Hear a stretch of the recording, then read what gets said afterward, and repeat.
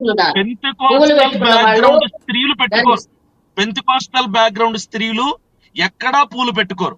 మిగిలిన డినామినేషన్ వాళ్ళు ముక్కు కొన్ని చాటు సందర్భాల్లో పువ్వులు పెట్టుకుంటారు, తప్పు కాదు, పెట్టుకుంటారు. ఉమ్, కొన్ని ఉమ్, డినామినేషన్ అంతే. క్రైస్తవులు పెళ్లిళ్ళకి ఉమ్, పోయేటప్పుడు అవును, అకేషనల్ గా పువ్వులు పెట్టుకుంటారు. ఉమ్. అవును, పెంతుకోస్తు అవును. చర్చికి వెళ్ళే వాళ్ళు పెట్టుకోరు. పెట్టుకోరు, పెట్టుకోరండి, ఎక్కడా పెట్టుకోరు. పెట్టుకోరు. అభినయ్ దర్శన్ గారు సో చెప్పినట్టుగా పెట్టుకోరు. ఎస్, ఇప్పుడు నేను అదే సాలెం అన్నానండి రాజు సార్, సాలెం వినేసి రాజు వస్తాను. మాట్లాడింది ఒక మాట సార్. పెంతుకోస్తు చర్చిలో మాట్లాడారు, రైట్? సాలెం రాజు పెంతుకోస్తు ఎస్, చర్చిలో ఎగ్జాక్ట్లీ, మాట్లాడారు, right? Exactly, exactly, exactly. Exactly. Okay, ఇప్పుడు సాలెం రాజు గారు మాట్లాడింది పెంతుకోస్తు చర్చికి వచ్చే వాళ్ళు పూలు పెట్టుకోరు, వేరే డినామినేషన్లో ఉన్న వాళ్ళు, వేరే విశ్వాసాలు ఉన్న వాళ్ళు పెట్టుకుంటారు, ఆ విశ్వాసాల్లో ఉన్న వాళ్ళ దగ్గరికి వెళ్ళి అమ్ముకో అంటే బాగుండుండేది. కానీ అలా కాకుండా పెంతుకోస్తుకు వచ్చేవాళ్ళు పెట్టుకోరు, క్లియర్. సో ఎవరైతే పెట్టుకుంటారో వాళ్ళు బజారు మనుషులు. అంటే మిగతా చోట ఎక్కడైతే పెట్టుకుంటారో అది వేరే ఎవరైనప్పటికీ కూడా ఆ క్రైస్తవ మత విశ్వాసం కలిగిన వేరే చర్చికి వెళ్ళే వాళ్ళు కానివ్వండి, ఇంకెవరైనా కానివ్వండి, వీళ్ళందరూ కూడా బజారు సంబంధికులు అన్నట్టేగా. మరి పెంతుకోస్తు చర్చికి వచ్చేవాళ్ళు అవునండి, పెట్టుకోరు, చెప్తున్నారు క్లియర్ అందుకే. అయిపోయింది. వాళ్ళు పెట్టుకోనప్పుడు పెట్టుకునే వాళ్ళ గురించి మాట్లాడటం ఎందుకు? వేరే చోటకు వెళ్ళి అమ్ముకో అని చెప్పున్నాడు అంటే బాగుండేది. కానీ వాళ్ళు బజారు సంబంధికులు, సత్ప్రవర్తన సరిగా కలిగిన వాళ్ళు వీళ్ళు, కొనేవాళ్ళు సత్ప్రవర్తన కాదు. ఇప్పుడు వేరే చోటకి ఎక్కడికైనా పూలు పెట్టుకుని వెళితే వేరే ఏ చర్చికైనా, పెంతుకోస్తు చర్చికి కాదు, వేరే చర్చికి వెళ్తే వాళ్ళు బజారు సంబంధికులే, రైట్? ఈయన సాలెం రాజు గారి దృష్టిలో ఏ చర్చికి పువ్వులు పెట్టుకుని వెళ్ళరండి, ఏ చర్చికి వెళ్ళరు, ఏ అవునా? డినామినేషన్ చర్చికి వెళ్ళరు పువ్వులు పెట్టుకొని. అవునా అవును. కీర్తన్ గారు, అవునా? ఏ చర్చికి వెళ్ళరా? లేదండి, లేదండి, ఓకే, లేదండి. క్రిస్మస్ పండుగ వచ్చిందనుకోండి, అభినయ్ క్రిస్మస్ దర్శన్ గారు పండుగలో సరిగ్గా పెట్టుకుంటారు. అంటే ఆయన ఉద్దేశం ఏంటో నాకు తెలియదు కానండి.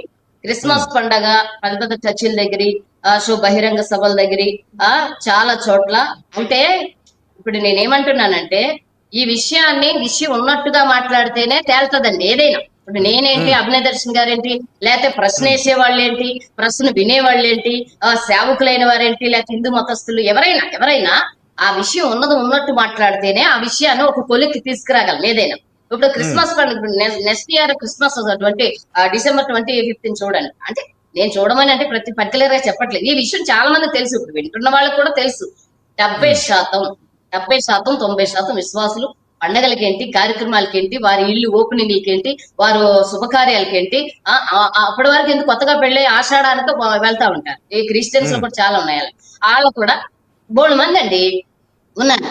మిగతా 30% ఇప్పుడు అభినయ్ దర్శన్ గారు ఇందాక ఏదైతే అన్నారో పెంతుకోస్తు బ్యాక్గ్రౌండ్ అంటే ఆ అనుభవం, మరి ఆ పెద్దవారు, అధికారులైన వారు, వాక్య పట్టిన బాగా తెలిసిన వాళ్ళు నడిపించిన మా అనుభవం, నేను పెట్టుకోను, మాది పెంతుకోస్తు బ్యాక్గ్రౌండ్. పెంతుకోస్తు వాళ్ళు అభినయ్ దర్శన్ గారు అన్నట్టు పెట్టుకోరు. కానీ మిగతా కార్యక్రమాలు చర్చికి వెళ్ళిన వాళ్ళు కూడా పువ్వులు పెట్టుకున్న వాళ్ళు ఉన్నారు.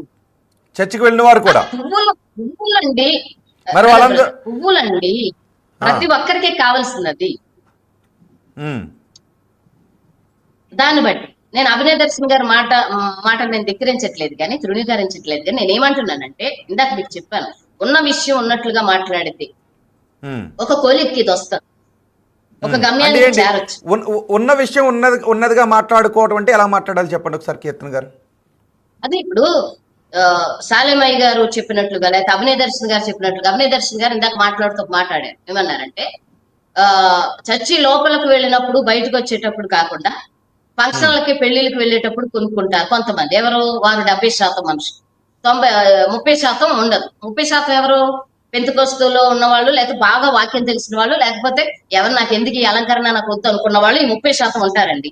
మిగతా 70% పెట్టుకున్న వాళ్ళు కానీ, లేకపోతే అలంకరించుకున్న వాళ్ళు కానీ అంతవరకు ఎందుకండి?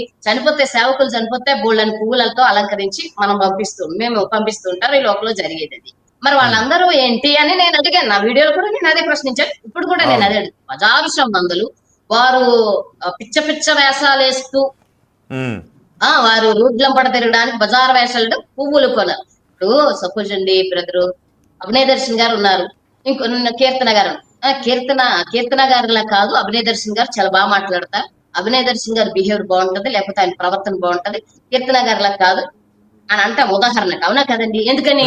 ఎందుకని ప్రవర్తన బాగోపోతే, నా ప్రవర్తన బాగోపోతే అభినయ్ దర్శన్ గారి ప్రవర్తన బాగుంటే దాన్ని పోలుస్తాం. అవునా సార్? దాన్ని పోలుస్తాం. ఇప్పుడు పచ్చి తాగుమోతుంటాడండి, ఇంకో మంచోడు ఉంటాడు, ఆ మంచోడిని తాగుమోతుతో మనం పోల్చడం ఎలా అంటే ఆ బాగా తాగుతాడు వీడితో మనం ఏం మాట్లాడినా వీడికి అర్థం కాదు. ఇంకొక వ్యక్తి వస్తాడు, అతను బాగా అసలు తాగనే ఉండదు, అతని ప్రవర్తన బాగుంటది, నా మాటలో కొంచెం అర్థం చేసుకోగలడు, అతనికి చెప్దాం. ఇప్పుడు మన బాధ ఏదైతే ఉందో అతనికి చెప్తాం. ఈయనకి ఎందుకు వద్దు అంటే అప్పటికే డ్రింకర్ లో ఉన్నాడు కాబట్టి మన మాట ఏది అర్థం కాదు. ఒకవేళ మనం ప్రశ్నించినా కూడా అతని మైండ్ కి ఎక్కడ మనకి రిప్లై ఇవ్వలేడు, కాబట్టి సో దాన్ని మనం ఏదైతే విషయమో చెప్తున్నామో అది టేకప్ చేసి ఆ వ్యక్తిని మనం సెలెక్ట్ చేసుకుని ఆయనకే మనం ఏదైనా, లేకపోతే ఆ వ్యక్తికి మనం ఏదైనా చెప్పుకుంటాం. అవునా కదండి? కాబట్టి ఈ పోల్చటం అనేది అలంకార భాష అనేది మా బైబిల్ గ్రంథంలో అండి చాలా ఉన్నాయి. మేము చెప్తూ ఉంటాం, సంఘాలలో చెప్తూ ఉంటాం, అమ్మ అలా కాదు ఇలాగా, బాబు ఇలా కాదు అలాగా అంటాం. తీసుకునే వాళ్ళు తీసుకుంటారు, లేకపోతే కానీ ఎప్పుడైతే వారు కొనర్రా కొనడానికి వారు అంటే మాట్లాడడానికి కీర్తన లాంటి వారు కాదు. అభినయ్ దర్శన్ గారు చాలా స్ట్రిక్ట్ పర్సన్, మంచి క్యారెక్టర్ కలిగిన వారైనా కీర్తనలా కాదు. కీర్తన ఏం చెప్పినా అర్థం చేసుకోదురా, కీర్తన పక్కన పెట్టండి, అభినయ్ దర్శన్ గారితో మాట్లాడదాం. వాళ్ళకు అలంకార భాష అండి అది. ఆ అలంకార భాష అతను అన్నారు. ఇప్పుడు ఈ ఉదాహరణ ఎవరో చెప్పారు అంటున్నారు అభినయ్ దర్శన్ గారు. ఈ ఉదాహరణ ఎవరో చెప్పిన దాన్ని అంతటితో కట్ చేసేయాలి. ఎందుకు కట్ చేయాలంటే ఈ ఉదాహరణ సాలేమయ్య గారి నోట్లో నుండి వస్తేనే ఈ రోజు ప్రపంచంలో 90% తెలిసింది. కాబట్టి ఎవరో ఉదాహరణ కనిపెట్టిన వాళ్ళని మన బయటికి తీసుకురాలేదు, ఎందుకంటే ఆ కనిపెట్టింది ఎవరో మనకు తెలియదు.